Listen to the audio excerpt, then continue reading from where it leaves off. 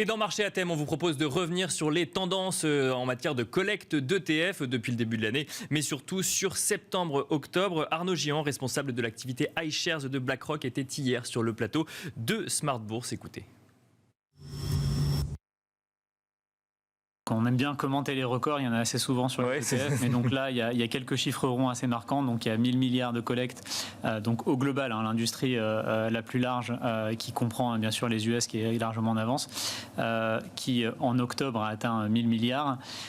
Au passage, on a les actifs sous gestion qui ont dépassé les 10 000 milliards. D'accord. On est sur une croissance organique de 10%, et ce qui offre en fait une très bonne lisibilité et en tout cas une certaine, j'ai envie de dire, des informations statistiquement viables et correctes sur la vue d'allocation que l'on peut voir au travers des mouvements des ETF, des mouvements d'allocation aussi bien actions qu'obligataires. Donc ça veut dire quoi? Ça veut dire que la gestion passive finalement plaît de plus en plus à un certain nombre d'investisseurs? Alors, il y a effectivement des tendances de fonds structurels qui expliquent cet engouement. D'ailleurs, quand on regarde et qu'on décrypte les 1000 milliards de collecte, on va essentiellement voir des blocs qu'on dit de construction de portefeuille. C'est des outils qui sont très puissants pour la gestion privée, pour avoir son socle avec des frais de gestion qui sont quand même moindres. Donc, on va voir tous les grands indices actions, donc MSCI World, S&P 500, etc.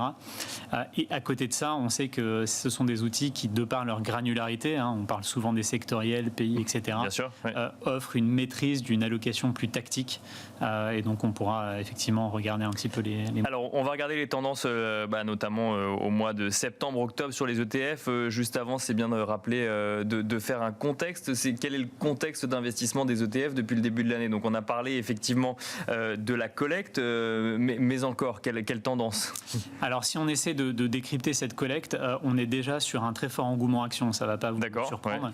On est sur des ratios de 75% sur actions et 25% sur obligataires, alors que normalement, on voit plutôt les deux s'équilibrer. On a même plutôt tendance à voir l'obligataire prendre le pas sur les actions, parce que cet outil est également puissant en matière de liquidité. Bien sûr. Donc des ETF sont des marchés organisés comme des actions, et donc de pouvoir le faire également sur l'obligataire apporte un intérêt majeur pour les investisseurs. Mais donc là, on est clairement sur des actions. Quand on regarde en termes de derrière, entre guillemets, ces 1000 milliards, on s'aperçoit qu'il y a quelques grands gagnants de 2021.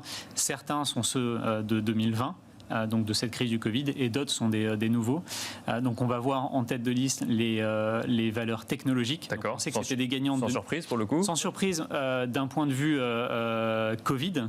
Par contre, sur 2021, ils n'ont pas nécessairement tous un parcours exemplaire d'un point de vue performance.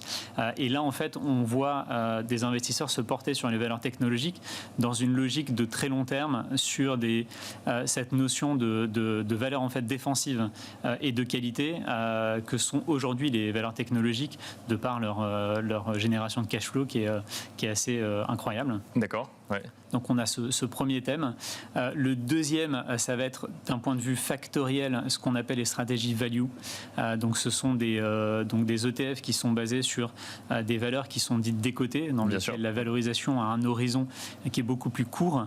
Et dès lors qu'on est dans un régime où on a beaucoup plus de visibilité, de par le restart de l'économie, toutes ces incertitudes sont levées, elles ont un potentiel de rebond beaucoup plus fort. Donc on l'avait vu au dernier trimestre 2020, et on a vu se poursuivre cette tendance vers de l'investissement value sur le premier semestre. Et alors, si on regarde maintenant spécifiquement les tendances là, septembre-octobre, à la rentrée des classes, entre guillemets, et sur le dernier trimestre de l'année, est-ce que ces tendances ont évolué? On est toujours dans cette même tendance de fond? Alors déjà, en termes de grands chiffres, on est toujours sur ce même rythme de croisière en termes de collecte. On est sur environ 200 milliards sur les le mois de septembre et octobre. On est sur certaines tendances qui sont confirmées. Donc la partie sectorielle, on on a vu effectivement la technologie être encore en tête de collecte, suivi de valeurs plus cycliques telles que les financières. Donc on sait que la pontification de la courbe ont largement aidé. Donc il faut qu'ils pourraient profiter effectivement de cette pontification de la courbe des taux. Exactement. Donc c'est probablement à plus court terme, et en tout cas on a vu ce retour des financières. D'un point de vue factoriel, la value est un petit peu décalée et derrière. Donc on n'est plus vraiment sur cet engouement. Et on voit en fait les premières collectes revenir sur des stratégies min-vol. Donc on arrive sur des niveaux de valorisation qui sont assez élevés. Les stratégies min-vol en fait sont des stratégies avec une volatilité plus faible et donc sont censées protéger à la baisse. Ce qu'on n'avait pas eu besoin de faire, j'ai envie de dire, en 2020 et 2021, bien sûr, depuis mars. Et donc, c'était naturel de ne pas voir les flux. Et donc là, on voit timidement un retour, malgré tout, de ce type de stratégie, donc sur l'investissement factoriel. D'un point de vue géographie, donc on parle également pas mal d'allocations géographiques. On a bien sûr les États-Unis et l'Europe qui, d'un point de vue en absolu, tirent cette collecte.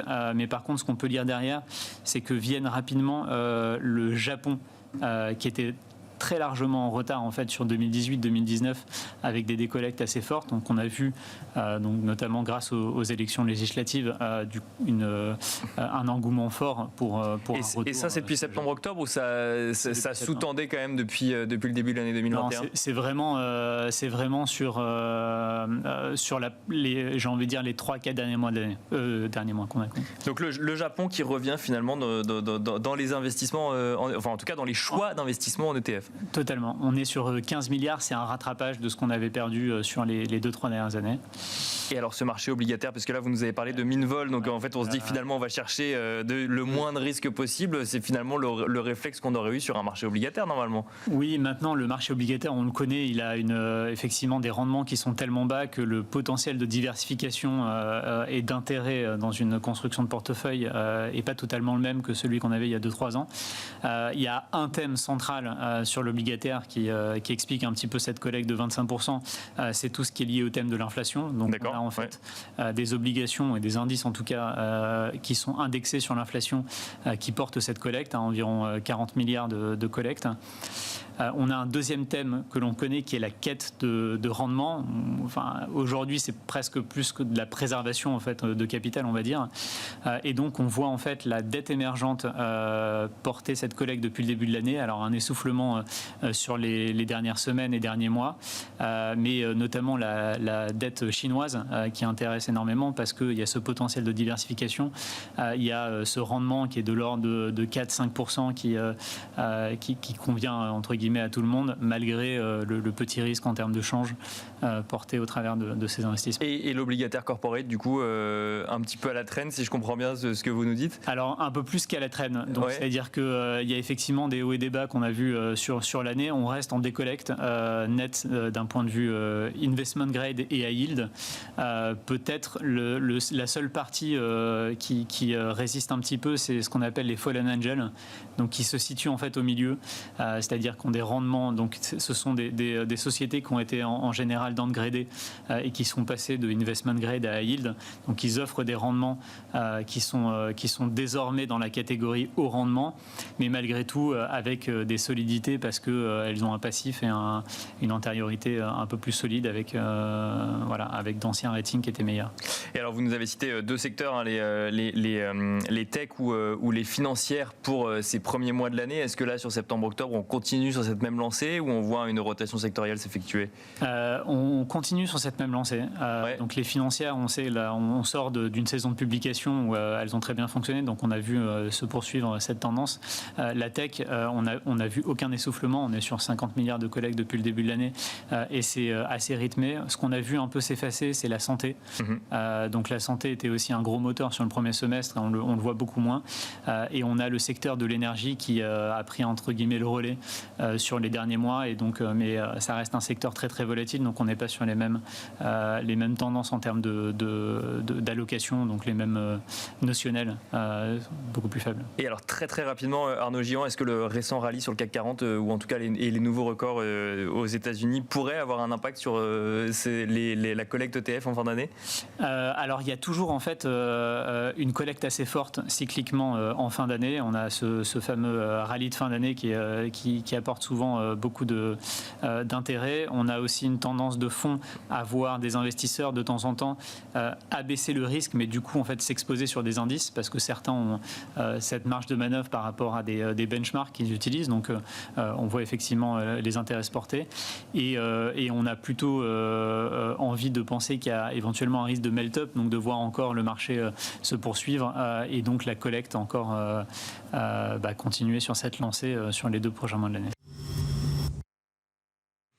Voilà, une collecte ETF qui devrait se poursuivre sur cette lancée sur le reste de l'année. C'était Arnaud Gihan, responsable de l'activité iShares de BlackRock, qui était donc sur le plateau de Smart Bourse. Smart Bourse, c'est fini et je vous donne rendez-vous vendredi pour 2 nouvelles éditions. À vendredi.